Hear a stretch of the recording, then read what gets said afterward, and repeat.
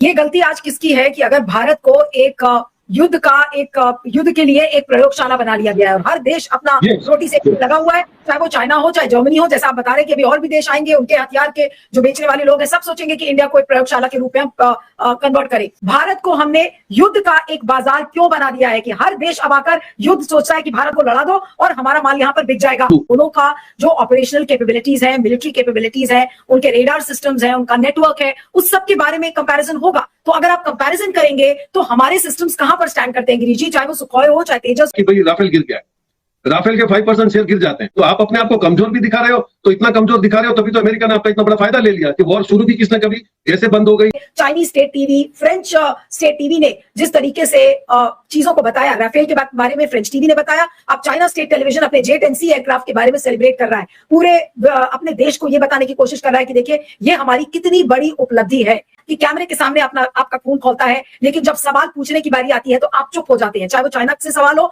चाहे फिर Donald Trump से सवाल हो। दुनिया ने भारत को मंदिर का घंटा समझ रखा है, जो भी आता है बजाकर चला जाता है।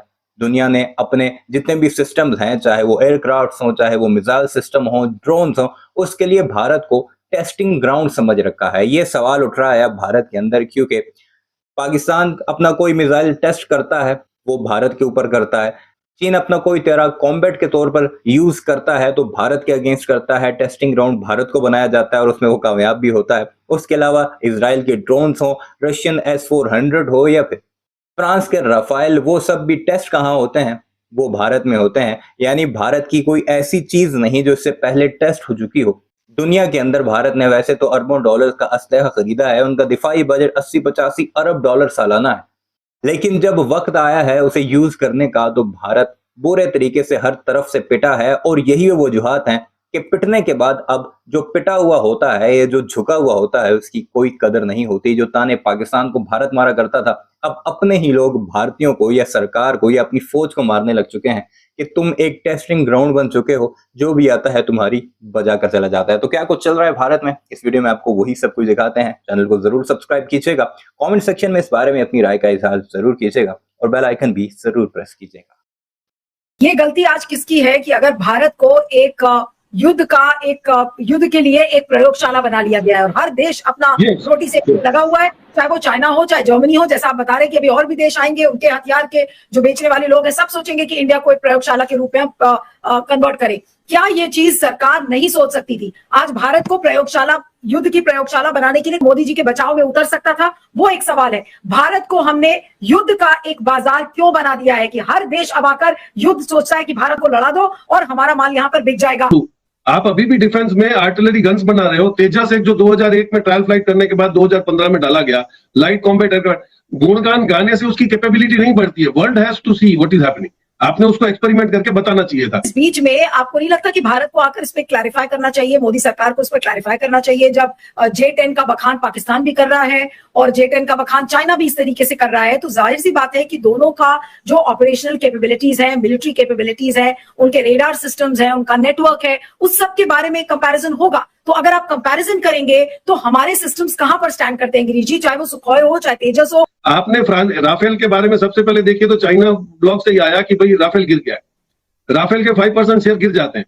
जवाब नहीं, you are caught into the trap. आप समझ लीजिए, आपके पास 15 डिफेंस की सैटेलाइट्स घूम रही हैं, तो आपको नहीं पता चला कि वो एटॉमिक, आपको अमेरिका बताएगा कि वो एटॉमिक की शुरुआत कर रहे। ही यूटिलाइज्ड टू द सिचुएशन। उसने अपने बेनिफिट के लिए, क्योंकि उसको कहीं ना कहीं हीरो बनना था, रशिया ने उसको डिसरिगार्ड कर दिया, नेतन्याहू ने डिसरिगार्ड कर दिया। तो ये अपॉर्चुनिटी उसके लिए बहुत अच्छी थी कि भाई मैंने वॉर रुकवा दी, तुमने शुरुआत भी तो तुम्ही ने करवाई। तो आप अपने आप को कमजोर भी दिखा रहे हो। तो इतना कमजोर दिखा रहे हो तभी तो अमेरिका ने आपका इतना बड़ा फायदा ले लिया कि वॉर शुरू भी किसने कभी कैसे बंद हो गई। चाहे राफेल की हो या फिर जो हमने तेजस एयरक्राफ्ट जो हमारे पास थे, क्या हमने उनका पूरा इस्तेमाल किया? और उसके अलावा चाइना ने किस तरीके से मात दिया है, कम से कम वो बातें भारत की सरकार को बतानी चाहिए थी, जिसको लेकर अभी कोई बात नहीं कही गई है। ऊपर से विदेश मंत्री का एक बयान, जो कि हमने इसको आपको इसके पहले भी सुनाया था, उन्होंने कहा कि we informed the Pakistani people that we were about to strike the terror camps and not the military installations। यानी कि पहले से अगर भारत की सरकार ने इतला कर दिया था और बता दिया था पाकिस्तान को कि हम आपके आतंकी ठिकानों पर हमला करेंगे, तो जाहिर सी बात है। और साथ में विदेश मंत्री ने अमेरिका को भी बताया था, हमारी सरकार ने अमेरिका को बताया, अमेरिका पाकिस्तान का एलाई है, हमने पाकिस्तान को भी बता दिया। यानी कि क्या हमने ये गलती की पहले से लोगों को बताने की, चाहे वो अमेरिका हो चाहे फिर पाकिस्तान हो। और पहले से बताने का मतलब यह है कि आपने दुश्मन को आगाह कर दिया, दुश्मन तैयार हो गया, पाकिस्तान के पास उतनी कैपेबिलिटीज नहीं है, चाइना को एक मौका मिला और चाइना ने ये जो इनके एयरक्राफ्ट हैं J-10C जिसकी वो बात कर रहे हैं, उन्होंने सोचा कि ये सबसे अच्छी प्रयोगशाला को एक्टिवेट करने का समय है और इस समय इसको धुआंधार तरीके से लगा दूं। तो ऐसा लग रहा है, और ये प्योरली मैं इस बेसिस पर कह रही हूं कि जिस तरीके से Chinese state TV, French state TV ने जिस तरीके से चीजों को बताया, राफेल के बारे में फ्रेंच टीवी ने बताया, अब चाइना स्टेट टेलीविजन अपने J-10C एयरक्राफ्ट के बारे में सेलिब्रेट कर रहा है, पूरे अपने देश को ये बताने की कोशिश कर रहा है कि देखिए ये हमारी कितनी बड़ी उपलब्धि है। लेकिन सवाल ये उठता है कि हमारे यहां से अभी तक इस बात की कोई पुष्टि नहीं हुई है कि कितने राफेल गिरे हैं, कितने फाइटर जेट्स हमारे गिराए गए हैं। लगातार राहुल गांधी भी इस सवाल को खड़ा कर रहे हैं और बार बार ये पूछा जा रहा है कि आप इसको कृपया करके बताएं, लेकिन इस बात को नहीं बता रहा है। और अगर इस पर कोई सवाल खड़े करता है तो फिर उसे ये कहा जाता है कि आप तो चाइना का एजेंडा चला रहे हैं। अब आज अगर हम आपको, ये इंटरनेशनल मीडिया की खबर है कि चाइनीज स्टेट टीवी, जो कि मैं आपको बता रही हूं, जिसका स्क्रीनशॉट आपके स्क्रीन पर है, और ये खबर चाइना स्टेट टीवी ने बताया है कि चाइनीज, जो ये खबर, आप उसका स्क्रीनशॉट लगाइए प्लीज, कि Chinese state TV tells J-10 origin story as Pakistan proclaims the fighter jets feats. ये खबर 22 तारीख की है, 2 मिनट लंबी ये खबर है और फोर्ब्स जैंग शेंजन से उन्होंने ये खबर को पब्लिश किया है। 4:04 पर 22 मई 2025 को ये खबर छपी है। मैं इतना डिटेल इसलिए बता रही हूं, नहीं तो फिर हमें ये कहा जाएगा कि आपने कोई चीज पुष्टि नहीं की और आपने गलत खबर छाप दिया, आपको चाइना से पैसे मिल रहे हैं। बात यहां पर चाइना की है ही नहीं, बात सिर्फ इतनी है कि हमारे यहां से चाइना को लेकर इतनी चुप्पी क्यों है, हमारी सरकार क्यों नहीं इस बात को बोल रही है कि कितने फाइटर जेट्स हमारे गिरे हैं, कितने राफेल्स गिरे हैं, उसको लेकर कंप्लीट एक साइलेंस है।